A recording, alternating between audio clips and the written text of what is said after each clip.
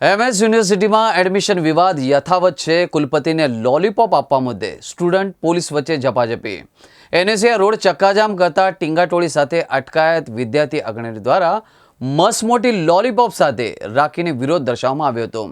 સાથે જ હવે લોલીપોપ નહીં ચાલે તેવા પોસ્ટરો પણ રાખવામાં આવ્યા હતા।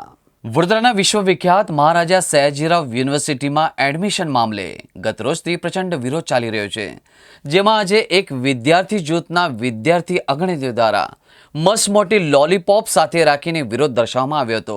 સાથે જ હવે લોલીપોપ નહીં ચાલે તેવા પોસ્ટરો પણ રાખવામાં આવ્યા હતા। આ સમયે યુનિવર્સિટીના સત્તાધીશો દ્વારા પોલીસ પણ બોલાવી લેવામાં આવી હતી। આ તકે એડમિશનથી વંચિત વિદ્યાર્થીઓ અને તેમના વાલીઓ મોટી સંખ્યામાં હાજર રહ્યા હતા। બાદમાં પોલીસ દ્વારા વિદ્યાર્થી નેતાઓને અટકાયત પણ કરવામાં આવી હતી। મહારાજા સયાજીરાવ યુનિવર્સિટીમાં એડમિશનને લઈને બબાલ ચાલી રહી છે।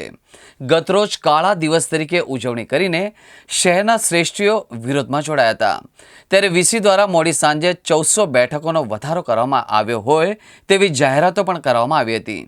જોકે આ જાહેરાતને યુનિવર્સિટીના વિદ્યાર્થી નેતાઓ દ્વારા લોલીપોપ સમાન ગણવામાં આવી રહી છે અને વડોદરાના તમામ વિદ્યાર્થીઓને એમએસ યુનિવર્સિટીમાં એડમિશન મળે તેવી માંગ પણ ઉઠવામાં આવી છે। આજે એક વિદ્યાર્થી જૂથના નેતાઓ દ્વારા વિદ્યાર્થીઓ અને વાલીઓ સાથે મોટી લોલીપોપ યુનિવર્સિટી હેડ ઓફિસ લઈ જઈ તેનો વિરોધ દર્શાવવામાં આવ્યો હતો। બધી મહેનત કરી અને કેમ પોલીસને આગળ કરવામાં આવે છે? એમને કઈ ગુનો કરે છે તો એમને પકડી લઈ જતા છે, એમને કઈ ગુનો નહીં કરે છે, બધા છોકરાઓ માટે એ કરતા છે। અને અમારા તો કઈ નહીં, પણ જે છોકરાના ઓછા ટકા આવ્યા છે એના મા બાપ ગરીબ છે તો કઈથી ફી ભરશે 12 લાખ રૂપિયા? એટલે આ ગરીબો છોકરાઓ માટે બિચારા સેવા કરતા આવો કયો કાયદો છે કે એમને તમે પોલીસ લોકો પકડીને લઈ જાય? એ અમારા છોકરાઓ માટે લડતા છે ને। पहले हमारा वडोदरा वालों को हक है, फिर बाद में फिर भी ये लोग ऐसा कर रहे हैं कि मतलब एडमिशन नहीं दे रहे हमारे इतने अच्छे परसेंटेज आने के बाद भी। ये वडोदरा के लोकल लोगों को ही आज उनके पढ़ाई के लिए भीख मांगनी पड़ती है। ये गलत है। वैसे जो सयाजीराव गायकवाड़ ने उनके लोकल विद्यार्थियों लेके ये यूनिवर्सिटी बनाई थी। हाँ, और फिर भी ये लोग हमें इतने अच्छे परसेंटेज आने के बाद भी एडमिशन नहीं दे रहे, वो गलत है।